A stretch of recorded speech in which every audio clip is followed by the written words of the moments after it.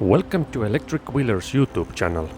In this video, we are going to review the latest model of Engwe electric bikes, Engwe C20 Pro. I bought this bike with my own money and this review is going to be totally unbiased. We are going to find out what are its pros and cons, how it performs on different types of terrains, what are the differences between a Pro and a non-Pro version, and much more.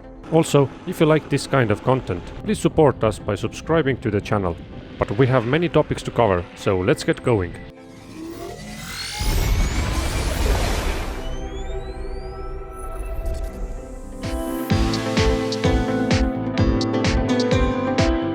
I received the bike in a nice box. You can find all tools and manuals for easy assembling. If you have any trouble with assembling, read our assembling tutorial. I'll leave the link down below in the description. Like Engwe's last bikes, the C20 Pro is also folding fat tire e-bike. Compared to the average e-bike, Engwe C20 Pro is relatively cheap and the non-Pro version is even cheaper. The bike comes with one frame size, but it can basically suit for the whole family. I am 6 feet 3 inches tall and the bike feels comfortable for me.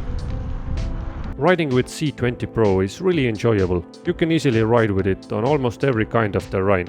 I have already ridden this bike on smooth asphalt, in the snow, in the forest, and on dirt roads.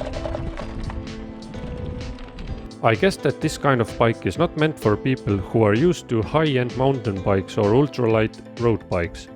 But for the average person who just wants to cruise around, riding with Engwe C20 is a great experience. Engwe C20 comes with Bafang 250 watt rear hub motor. Compared to the previous models, the motor of the C20 is less powerful. Both Engine Pro and EP2 Pro have a motor of 750 watts. However, as being ridden with EP2 Pro and now with C20 Pro, I can say that I don't feel any difference. The torque of the new bike is sharp and enjoyable. However, the top speed of the C20 is slightly less. The official assisted top speed for Engwe C20 is 16 miles per hour. It's a legal e-bike speed in most countries. The motor works in two ways. First of all, there is a pedal assistance. If you start pedaling, the motor kicks in to assist you according to the assistance level you have chosen. Secondly, if you feel lazy and don't want to pedal at all, you don't have to. You can use a half twist throttle. Then the bike works like a moped. The bike has 6 different speed modes. I tested them all out. On speed mode 0, the bike behaves like a regular bike. On speed mode 1, the motor assisted me up to 6 miles per hour. Then each level upward increased the top speed for about 4 or 5 miles per hour. When I was on speed mode 5, I got a top speed of 18 miles per hour, so it's even more than the official top speed. The battery of Engwe C20 Pro is one of the strongest part of this e-bike, at least on the paper. Engwe claims that C20 Pro can cover 95 miles per one charge. This kind of range is probably too optimistic. It may be possible with ideal conditions and only in speed mode 1 or 2. In my range test, I used only speed mode 5 and kept the speed as high as possible. Also, the weather conditions were not good.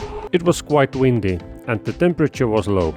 However, I managed to ride 35 miles, which is about 57 kilometers, before the battery ran out. Not a bad result for an e-bike in this price range. Another great thing about this battery is that it's removable. I like it because the storage room where I keep my bike doesn't have a wall outlet. But if the battery needs charging, I can just take the battery to my apartment and charge it there. C20 Pro comes with mechanical disc brakes. I would lie if I say that these brakes are brilliant.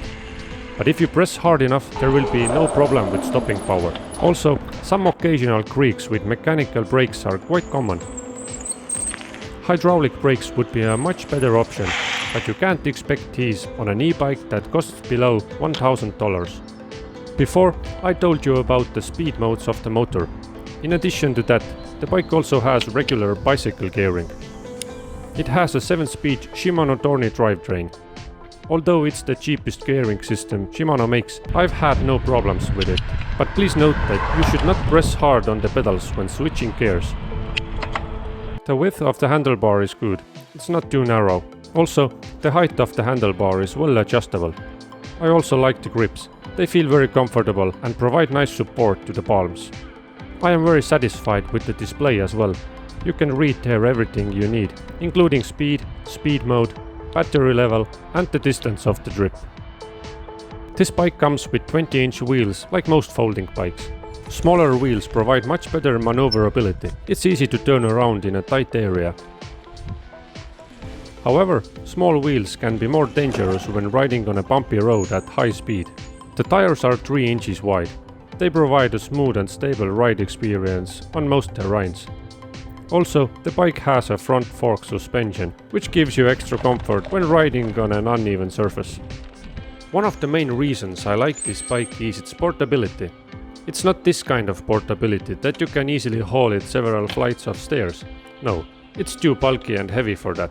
Thanks to the folding mechanism, you can easily fit the bike into the trunk of your car and take it wherever you want.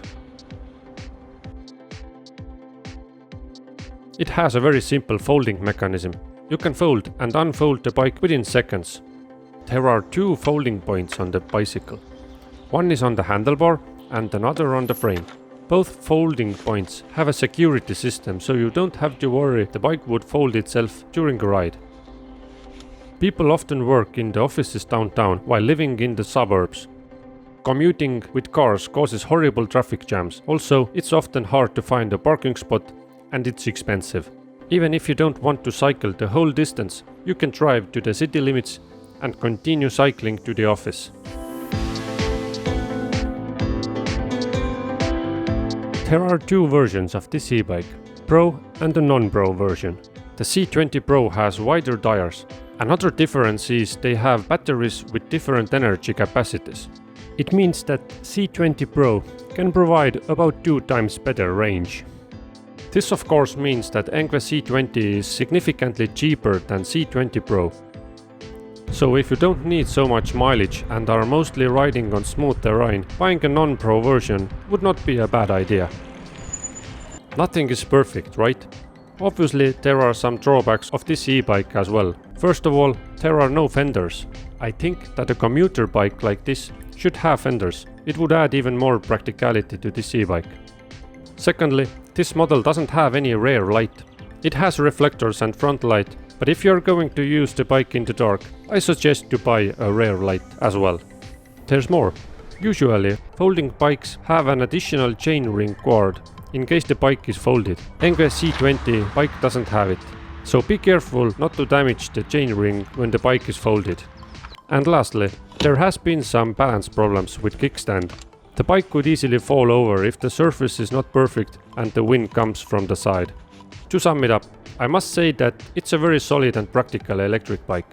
It has some drawbacks, but the pros outweigh them easily. If you are looking for an affordable e-bike to make your everyday commutes easier, you can definitely consider Engwe C20. I leave the links with the best prices in the description.